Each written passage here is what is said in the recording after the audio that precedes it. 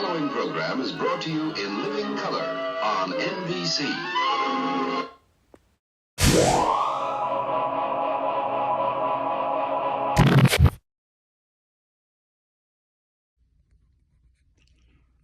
Hello, young Star Trek fans. It's been a little while, but I finally found you another book. This one is called Fascinating, The Life of Leonard Nimoy, and it's from the Jewish Heroes selection, so this should be pretty interesting.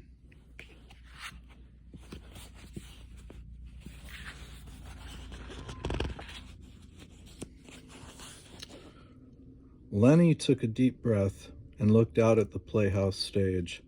Just that morning, he had been shooting baskets in the gym at the Elizabeth Peabody Settlement House. He hadn't even known the building had a theater. But Mr. Chalfin, the new social director, had heard Lenny chanting the Shema prayer with his father at Temple Beth Israel, and he needed someone to sing God Bless America to open tonight's talent show.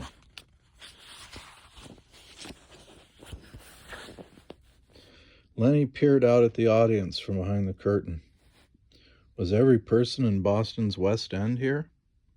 He could see Stanley and George, his best friends since kindergarten. Now it was 1939, and they were in the third grade, and there was his brother, Mel, still wearing his high school science lab apron. In the front row sat two empty chairs. One had a handwritten sign that said, "Reserved for Max Nimoy." The other said, "Andorra." Finally, Lenny saw his mother hurrying down the aisle with a big grin on her face. His father, following, was still wearing his barber's smock. He must have come straight from his shop, where he'd been cutting hair since immigrating to Boston from Russia 16 years ago.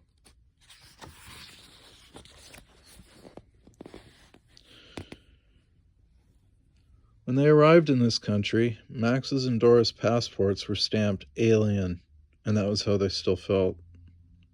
But they trusted the settlement house, which taught immigrant families to be American.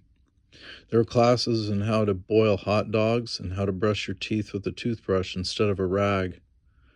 "There's so much to know it makes me dizzy," Max would moan. The house lights went down and the footlights went up. "Reach for the stars," Mr. Chalfin said as Lenny stepped onto the stage. Walking home with his family, Lenny couldn't stop whistling. "Such clapping I never heard before," his mother said, beaming. The neighbors leaned out their windows to offer congratulations. "Bravo," Mr. Bosso boomed. "May luck be your friend forever, lad," Mrs. Kernan sang out. Most of the neighbors were Italian or Irish. Lenny could find his way home with his eyes closed, just by following the smells that wafted from each tenement kitchen. Garlic meant they were passing the Greco's apartment and were almost at 87 Chambers Street, where he shared 4 small rooms with Mel, his parents, and his Bubby and Zeta. Most all the kids in the building got along, but every Sunday Lenny felt left out when his friends went to church. Still, he felt special when his father took him to shul. On Rosh Hashanah, the Jewish New Year, Lenny watched the men in front start swaying and singing a special prayer. "We're supposed to cover our eyes during the priestly blessing," Max whispered, "so don't look, no cheating." Lenny peeked. He was fascinated by what he saw. The men pulled their prayer shawls over their heads, but their chants only got louder. As they blessed the congregation, they raised both arms in the air and held out their hands as if they were shooting a 2-handed jump shot. What were they doing with their fingers? Fascinating. He couldn't ask, or his father would know he'd disobeyed. That night in his room, Lenny practiced what he'd witnessed. He taped together his index finger and middle finger, then his pinky and ring finger. By the time of his bar mitzvah, Lenny could make the gesture easily with either hand. His fingers looked like the letter Shin, which he'd learned in Hebrew school was the first letter of the word Shalom, or peace, and Shaddai, one of the names for God. After school, Lenny peddled newspapers on Beacon Hill. He learned everything important that was going on in the world when he shouted out the day's headlines. Plus, he made a penny and a half for every record he sold. Some evenings, he also stacked chairs at the band shell. Once he stayed too late, and Max and Dora came looking for him. "It isn't safe to be out after dark," his father yelled. He grabbed the $2 Lenny had been paid, ripped each bill in half, and threw them to the ground. But Lenny saw his mother pick up the torn bills before she started home. Money was hard to come by, and a little Scotch tape could fix anything.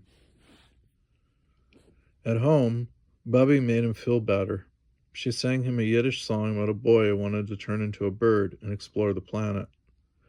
Zaide added, "Go, do, discover. Our world is a fascinating place. Your parents worry because they love you, but sometimes too much love can clip your wings."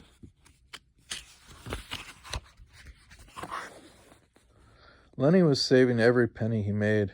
The family had gotten a Kodak Bellows camera, and he needed film to take some pictures. He tried to capture all the wisdom and wit in Zaida's face. Click. For the first time, he noticed the sad lines around Bubby's eyes. Click. Next, he studied his mother and father through the viewfinder. He had never looked at them so closely. He could always tell what his mother was thinking. Click. But his father mostly hid his emotions. Click.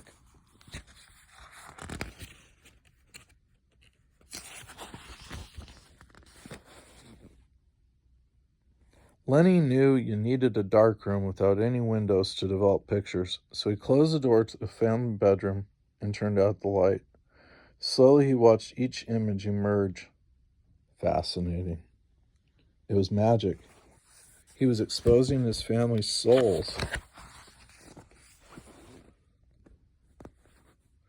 When Lenny was 17, he heard that the Settlement House Theater was putting on a performance of Awake and Sing by the playwright Clifford Odets.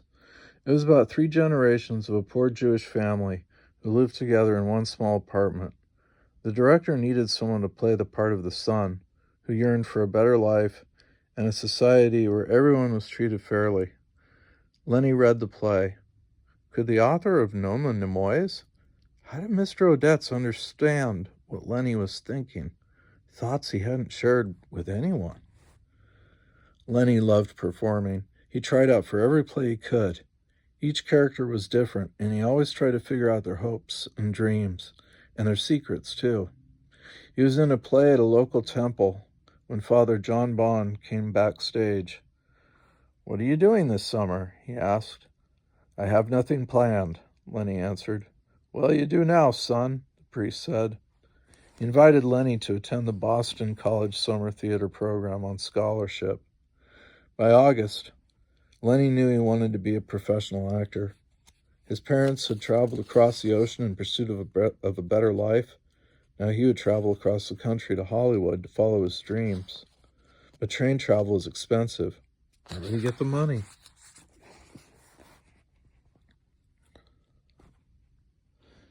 Ace Vacuum Cleaners was hiring door-to-door salesmen. "You offer a cheap Electrolux for $10, the boss told him. "But once you get past the front door, you have to talk the housewife into spending $100 for a fancy machine." The first few women slammed the door in his face. The next 2 let Lenny demonstrate the product, but they didn't buy anything. Maybe he was too quiet and honest for this job. Then he had an idea. Lenny pretended he was on stage playing the part of a confident and slightly shady salesman. Soon he had a pocket full of money.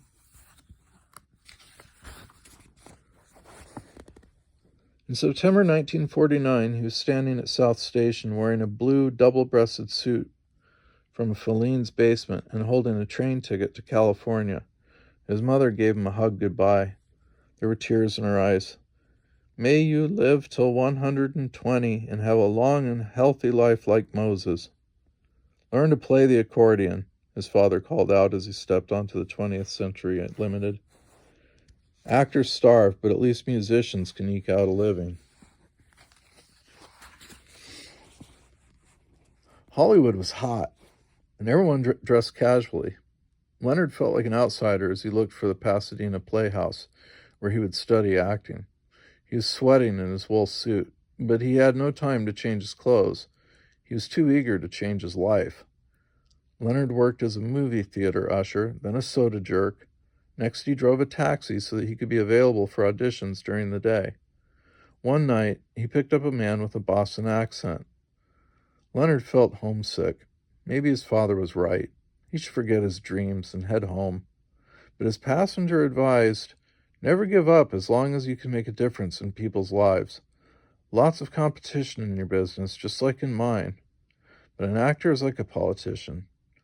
There's always room at the top for one more good one." He handed Leonard his business card. Congressman John F. Kennedy. Leonard took the future president's advice. He worked hard, learned his lines, showed up on time, and studied his craft. When he turned 20, he got a small part in a movie called Queen for a Day. Next, he played a Martian invader in Zombies of the Stratosphere. And finally, he got his first starring role as Kid Monk Baroni. He was only paid $350, but his name was on a Boston West End movie theater marquee. He was on his way.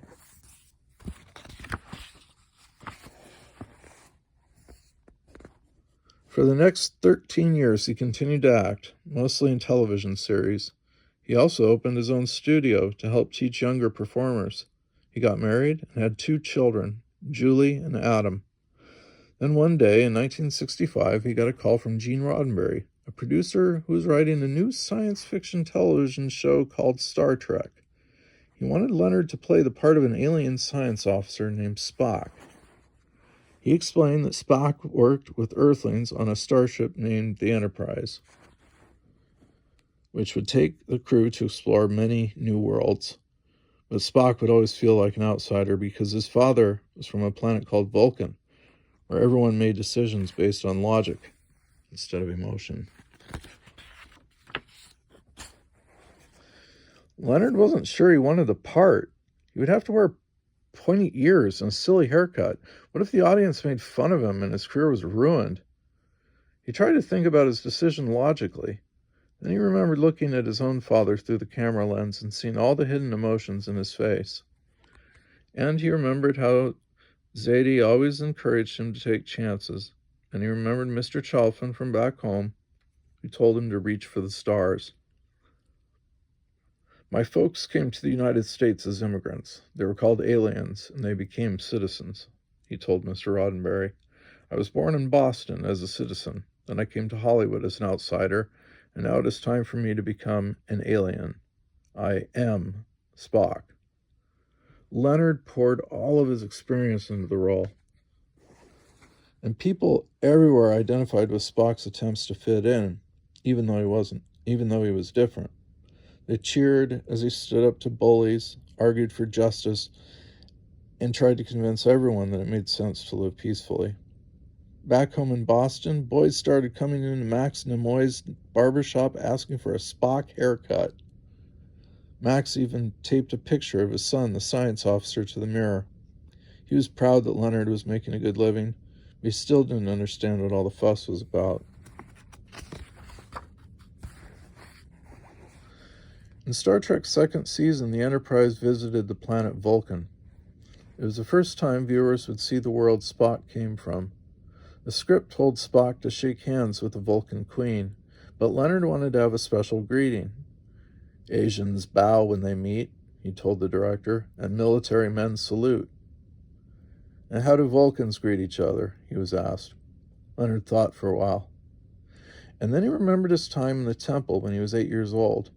He held up his hand in the ancient Hebraic gesture, and he blessed the actors he worked with, and he blessed the audience, and he blessed everyone all over the universe. Live long and prosper. And the rest is history.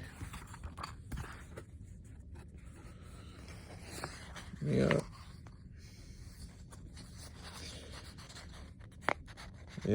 But Leonard Nimoy died in 2015. Anyway, that was a nice book, especially interested in some of his Jewish heritage. And I apologize if I mispronounced any of those words. But I hope you enjoyed this book. I know I did. This is Daddy Star Trek signing off.